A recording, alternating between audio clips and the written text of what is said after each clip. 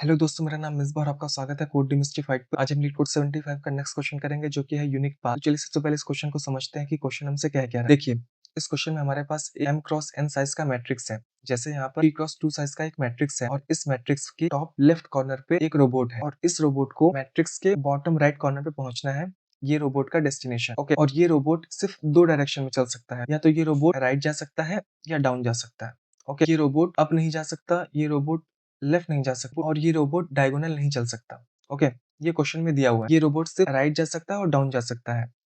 तो हमें बेसिकली ये बताना है कि अगर रोबोट राइट या डाउन जाता है तो टोटल कितने नंबर ऑफ वेज है जिससे कि ये रोबोट डेस्टिनेशन तक पहुंच जाएगा। अभी ये रोबोट टॉप लेफ्ट कॉर्नर पर है और उसे डेस्टिनेशन तक पहुंचना है। ओके, तो देखिए, एक रास्ता तो ये हो सकता है कि रोबोट एक बार राइट जाए एंड देन डाउन जाए। दूसरा रास्ता बेसिकली क्या हो सकता है, ये रोबोट डाउन जाए देन राइट जाए एंड देन राइट जाए। और तीसरा रास्ता बेसिकली क्या हो सकता है, ये रोबोट एक बार राइट जा सकता है and then down and then right. तो यहाँ पर बेसिकली टोटल तीन रास्ते हैं जिससे कि ये रोबोट डेस्टिनेशन तक पहुंच सकता है। ओके, हमारा आउटपुट कितना आ गया, तीन। इसके अलावा और कोई रास्ता नहीं है जिससे कि ये रोबोट डेस्टिनेशन तक पहुंच पाए। अब जैसे मान लेते हैं हमारे पास ये मैट्रिक्स थोड़ा सा बड़ी होती है। ओके, यहाँ तक कुछ ऐसा होता है। मान लेते हैं रोबोट अभी यहाँ पर है। ओके, और यहाँ से इस डेस्टिनेशन तक रोबोट को पहुंच, तो रोबोट को यहाँ से लेफ्ट जाना पड़ेगा और डाउन जाना पड़ेगा।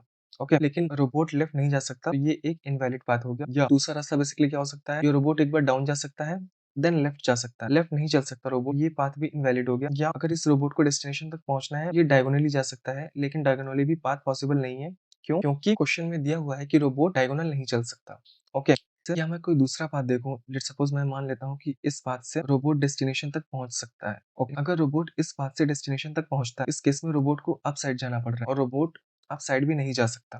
ओके, तो 3x2 के मैट्रिक्स में बेसिकली तीन ऐसे पाथ हैं जिससे कि रोबोट डेस्टिनेशन तक पहुंच सकता है। और अब मैं कुछ चीजें मिटा रहा हूँ जिनकी हमें अभी जरूरत नहीं, इतने सारे एरोज जो हैं। तो देखिए, हमारे पास ये एक मैट्रिक्स था जिसमें इस मैट्रिक्स में टॉप लेफ्ट कॉर्नर पर एक रोबोट है और बॉटम राइट कॉर्नर एक डेस्टिनेशन है। ओके, अब डेस्टिनेशन वाले बॉक्स में पहुंचने के लिए बेसिकली देखिए दो तरीके हैं। ओके, या तो मैं इस वाले बॉक्स से जा सकता हूँ या तो मैं इस वाले बॉक्स से जा सकता हूँ। ओके, अगर रोबोट इस वाले बॉक्स में है तो रोबोट को एक बार राइट चलना पड़ेगा और अगर रोबोट इस वाले बॉक्स में, रोबोट को एक बार डाउन चलना पड़ेगा। तो अगर मैं मान लेता हूँ कि इस बॉक्स में पहुंचने के लिए रोबोट को एक्स तरीके लगेंगे और इस वाले बॉक्स में पहुंचने के लिए रोबोट को वाई तरीके लगेंगे, तो डेस्टिनेशन वाले बॉक्स में पहुंचने के लिए रोबोट को एक्स प्लस वाई तरीके लगेंगे। ओके, क्योंकि रोबोट या तो सिर्फ राइट जा सकता है या तो डाउन जा सकता है। अब जैसे कि यहाँ पर एक और एग्जांपल है, हमारे पास एक 3x7 का मैट्रिक्स है और इस मैट्रिक्स में टॉप लेफ्ट कॉर्नर पर एक रोबोट है और इस रोबोट को बॉटम राइट कॉर्नर पे पहुंचना है जो कि इस रोबोट का डेस्टिनेशन है। तो अगर इस रोबोट को इस वाले बॉक्स में पहुंचना है तो रोबोट सिर्फ एक तरीके से इस बॉक्स में पहुंच सकता है, ये रोबोट राइट चले।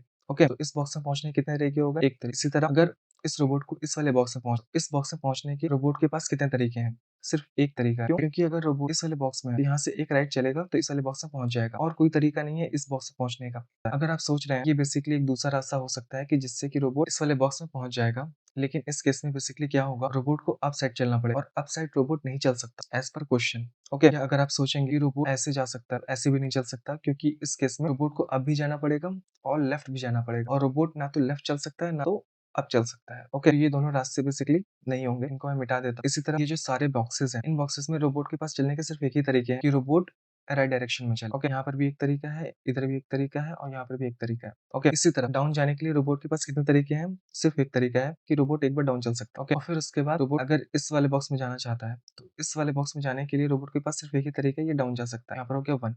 ओके, अब हमारे पास फर्स्ट रो में सारे वन वेज है और फर्स्ट कॉलम में सारे वन वेज है। ओके, अगर रोबोट को इस डायरेक्शन में जाना है तो ये सारे एक तरीके हैं। ओके, और अगर रोबोट को डाउन जाना है तो ये सारे एक तरीके। अब रोबोट को इस वाले बॉक्स में आना है तो इस वाले बॉक्स में रोबोट कितने तरीके से पहुंच सकता है, इसको निकालने के लिए हम इस वाले बॉक्स का और इस वाले बॉक्स जो भी वैल्यू होगी इसका सम करेंगे। जैसे यहाँ पर है वन और यहाँ पर है वन, वन और वन कितना हो गया, वन और वन हो गया। टोटल दो ही तरीके हैं जिससे कि रोबोट इस वाले बॉक्स में आ सकता है। ओके, इसी तरह अगर रोबोट को इस वाले बॉक्स में आना है तो हमें इस वाले बॉक्स और इस वाले बॉक्स का सम करना होगा। तो 2+1 कितना हो जाएगा, 2+1 हो जाएगा 3। तो इस बॉक्स में पहुंचने के लिए रोबोट के पास बेसिकली तीन तरीके हैं। ओके, इसी तरह नेक्स्ट बॉक्स में पहुंचने के लिए रोबोट के पास कितने तरीके हैं, उसके लिए इस बॉक्स और इस बॉक्स की वैल्यू का सम करना पड़ेगा। 3 और 1 कितना हो जाएगा, 3 और 1 हो जाएगा 4। ओके, इसी तरह नेक्स्ट बॉक्स में पहुंचने के लिए रोबोट के पास कितने तरीके होंगे, ये फाइंड करने के लिए हमें इस 4 को और इस 1 को ऐड करना पड़ेगा। इस 4 और 1 कितना हो गया, 5। इसी तरह नेक्स्ट बॉक्स में पहुंचने के लिए रोबोट के पास कितने तरीके होंगे, इसके लिए हमें इस 5 को और इस 1 को ऐड करना पड़ेगा। ओके, तो 5 और 1 कितना हो गया, 5 और 1 हो गया 6। इसी तरह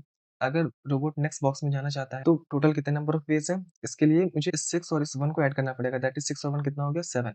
ओके, तो अगर हमें किसी भी बॉक्स के लिए नंबर ऑफ वेज फाइंड करना है कि रोबोट कितने तरह से पहुंच सकता है, उस केस में हम बेसिकली कर क्या रहे हैं, उस बॉक्स अप वैल्यू और उस बॉक्स के लेफ्ट पे जो भी बॉक्स है उसकी वैल्यू का हम सम कर रहे हैं सिंपली। जैसे अगर रोबोट को इस बॉक्स में पहुंचना है तो हमें बेसिकली अप बॉक्स की वैल्यू और लेफ्ट बॉक्स की वैल्यू का सम करना पड़ेगा, दैट इज 2 और 1 कितना हो जाएगा 3। इसी तरह अगर रोबोट को इस बॉक्स में पहुंचना है, इसके लिए अप बॉक्स में जो वैल्यू पड़ी हुई है और लेफ्ट बॉक्स में जो वैल्यू पड़ी हुई है इसका सम करना पड़ेगा, ये हो जाएगा 3 और 3 6। इसी तरह अगर रोबोट को इस बॉक्स में पहुंचना है, इसके लिए हमें बेसिकली क्या करना पड़ेगा, अप बॉक्स में जो भी वैल्यू पड़ी हुई है और लेफ्ट बॉक्स में जो भी वैल्यू पड़ी हुई है इसका सम 6 और 4 कितना हो गया 10। ओके, इसी तरह अगर मैं इस बॉक्स के लिए कैलकुलेट करता हूँ कि रोबोट कितने तरीके से इस बॉक्स में पहुंच सकता है, इसके लिए बेसिकली मुझे बॉक्स की वैल्यू और लेफ्ट बॉक्स की जो भी वैल्यू उसका सम करना पड़ेगा, दैट इज हो जाएगा 10 + 5 10। इसी तरह अगर रोबोट को इस बॉक्स में पहुंचना है, इस बॉक्स में पहुंचने के बेसिकली कितने तरीके होंगे, इसके लिए मुझे अब बॉक्स की वैल्यू और लेफ्ट बॉक्स की वैल्यू का सम करना पड़ेगा, तो ये कितना हो जाएगा 15 + 6 21। इसी तरह अगर रोबोट को डेस्टिनेशन वाले बॉक्स में पहुंचना है, इस बॉक्स में पहुंचने के लिए मुझे अप बॉक्स की वैल्यू और लेफ्ट बॉक्स की वैल्यू का सम करना पड़ेगा,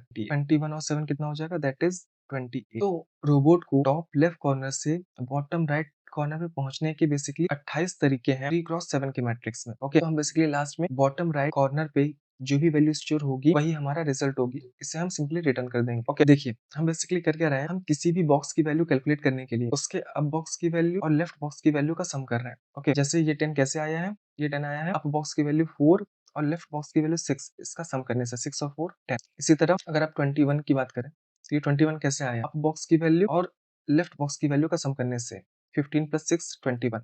ओके, और बॉटम राइट कॉर्नर की जो भी वैल्यू होगी वही फाइनल नंबर बताएगी कि कितने तरीके हैं जिससे कि रोबोट डेस्टिनेशन तक पहुंच सकता है। जैसे यहाँ पर आ रहा है 28, तो रोबोट बेसिकली इस सोर्स से इस डेस्टिनेशन पर 28 तरीके से पहुंच सकता है। ओके, 28 नंबर ऑफ वेज है जिससे कि ये रोबोट डेस्टिनेशन तक पहुंच सकता है। यही 28 हम सिंपली रिटर्न कर देंगे जिसकी वैल्यू हमेशा स्टोर होगी मैट्रिक्स के बॉटम राइट कॉर्नर पे।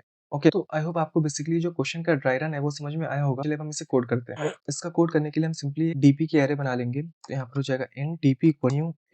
ओके, अब हम सिंपली क्या करेंगे, हमने जो मैट्रिक्स बनाई है डीपी की उसमें सब में 1 पुट कर देंगे बाय डिफॉल्ट। यहाँ पर हो जाएगा for in a column DP arrays dot fill a, 1। ये फॉर लूप बेसिकली कर क्या रहा है, ये for loop basically DP array में 1 स्टोर कर रहा है। ओके, इतना करने के बाद अब देखिए बॉक्स की वैल्यू को गेट करने के लिए हम बेसिकली क्या कर रहे थे, हम अब बॉक्स की वैल्यू और लेफ्ट बॉक्स की वैल्यू का सम कर रहे थे। ओके, तो वही हम सिंपली यहाँ पे करेंगे, तो यहाँ पर हो जाएगा for int I equal to 1 से I should be less than m I plus plus for int j equal to 1 से j should be less than m j plus plus। हम यहाँ पे सिंपली क्या करेंगे, यहाँ पर हो जाएगा dp of ij फाइंड करने के लिए ij हम dp of ij के अप बॉक्स की वैल्यू और लेफ्ट बॉक्स की वैल्यू का सम करेंगे। तो अप बॉक्स की वैल्यू बेसिकली क्या होगी, dp of I minus 1j I minus 1j plus dp of ij minus I j minus 1। देखिए dp of I minus 1j up box की वैल्यू देगा और dp of I j minus 1 left box की value देगा। Okay, हम इस value का सम कर रहे हैं करंट बॉक्स की वैल्यू को गेट करने के लिए। और जब ये फॉर लूप पूरा चल जाएगा तो हम बेसिकली क्या करेंगे, डीपी के बॉटम राइट कॉर्नर पे जो भी वैल्यू होगी उसमें basically total number of ways store हो रहा होगा जिससे कि रोबोट डेस्टिनेशन तक पहुंच सकता है। तो हम वही बॉटम राइट वैल्यू रिटर्न कर देंगे, return DP of m minus 1 n minus 1। Okay, तो ये कोड बेसिकली हो गया है।